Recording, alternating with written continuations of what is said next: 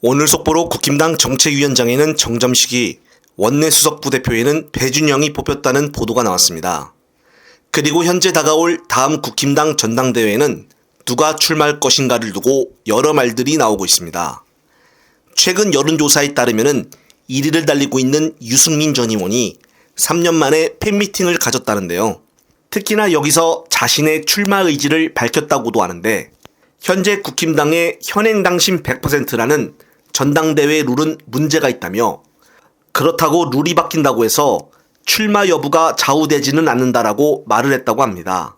즉 일단은 국힘당 전당대회 룰이 어떻게 될지 지켜보겠다는 뜻인데, 라이벌인 한동훈 전 비대위원장 역시 양재도서관에서 책 읽는 장면이 찍히는 등 다시 당대표 출마에 대한 이름이 계속 거론이 되고 있습니다. 유승민은 오랜만에 팬과의 토크 콘서트에서 국민 1인당 25만원 지급 특별조치법에 대해 악성 포퓰리즘이라고 꼬집고, 윤석열에 대해서는 라인을 빼앗으려는 일본과 도대체 무슨 가치를 공유하느냐라며 강하게 비판을 했습니다. 민주당 정책과 윤석열 정부에 대해 둘 다 비판을 한 것인데요. 현재 유승민은 안철수처럼 간을 보고 있는 것은 확실해 보입니다. 이번 총선을 통해 민심이 어떻게 쏠렸는지 확실하게 보여줬음에도 불구하고 아직도 이런 스탠스를 취하고 있다니 유승민도 어떻게 보면은 참 미련해 보입니다. 또한 유승민 주장과는 다르게 박시동 경제평론가는 이번 25만원 민생지원금에 대해 이렇게 평가를 하는데요. 관련된 영상 보시고 이어가겠습니다. 제가 실제로 느끼잖아요. 경기를 굉장히 어려워요. 버티질 못해요. 지금 정말로 긴급한 처방이 지금 안 들어가면 안 되는데, 그럼 이재명 대표님이 만들어 놓은 그 처방이 그러면 효과가 있을까? 그거는 검증이 필요 없습니다. 이미 효과가 있는 걸로는 예전에 코로나 때 우리가 전국민 2회 긴급 지원하거나 6회에 걸쳐서 자영업자에 긴급 지원하라고 여러 가지 제정했을 때 이게 효과가 있을까 없을까? 소비를 촉발할까 안 할까? 그다음에 소비가 한 번 일어나는 게 아니고 한 번 일어난 소비를 가지고 다시 한번 그 여력을 가지고 재소비를 하잖아요. 이걸 승수 효과라고 하는데 이게 어디까지 가는가? 많은 논문들에서 효과가 있다는 건 검증이 됐습니다. 이건 얘기할 필요가 없어요. 자, 그럼 두 가지 문제가 하나 있는데, 그래, 내수 회복에 좋을 거고 민간 소비 촉진에 좋을 거고 자영업 위기에 그나마 약효를 빨리 넣어서 풀리게 하는데 요거는 확실해. 그럼 이제 유일하게 모든 약은 다 부작용이 있으니까 저쪽에서 하는 얘기는 약효보다 부작용이 크다는 거예요. 부작용이 뭔데? 인플레? 이거 한 말씀 더 드릴게요. 이 13조가 풀린다는 거거든요. 근데 윤석열 대통령이 1월 달부터 얘기했던 게 1000조예요. 그리고 그 대책 중에서 만약에 올해 시행되려고 했다면 필요한 게 45조입니다. 이거 13조예요.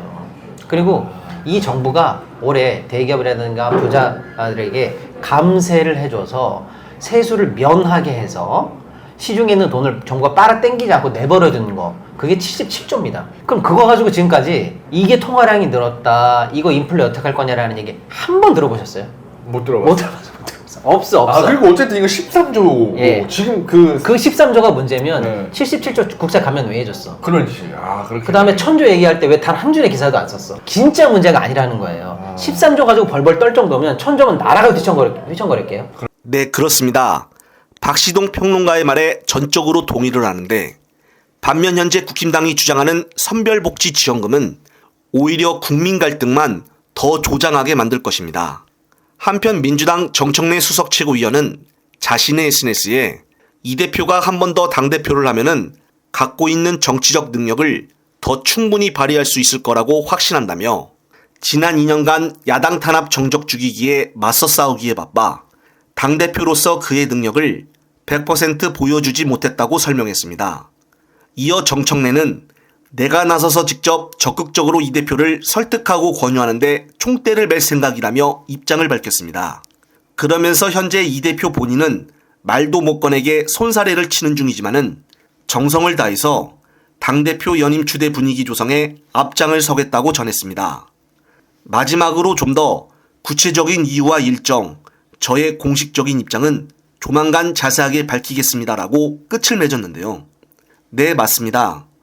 한동안 당내 모질이들 때문에 이 대표가 정말 힘들었었는데, 이제는 단일 대우로서 강한 민주당의 모습을 윤석열 정부에게 직접 보여줘야 한다고 봅니다. 특히나 이번 주에는 정말 중요한 국회의장 선출도 있는 날입니다. 국회의장을 잘 뽑아야 21대 같은 꼴을 절대 안 보지 않겠습니까?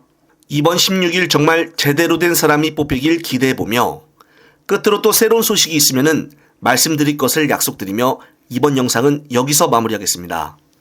시청자 여러분, 시청해주셔서 감사합니다.